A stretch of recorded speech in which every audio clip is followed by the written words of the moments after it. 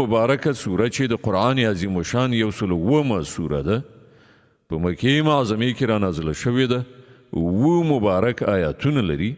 تلاوت او پښتو ترجمه یې له لومړي آیت څخه اورئ أعوذ بالله من الشيطان الرجيم پناه وړم الله ته له شړل شوي شیطان څخه بسم الله الرحمن الرحيم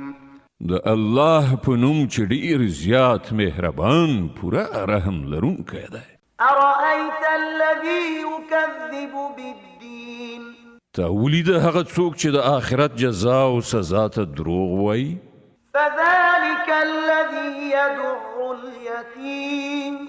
ولا يحض على طعام المسكين دا هماغه څوک دی چې یتیم په سپکاوي سره شړي او د مسکین د ډوډۍ په ورکړه هڅونه نه کوي فويل للمصلين الذين هم عن صلاتهم ساهون الذين هم يراءون ويمنعون الماعون بیا تباهي ده د هغو لمونځ کوونکو لپاره چې له خپل مانځه څخه په غفلت کې لویدلي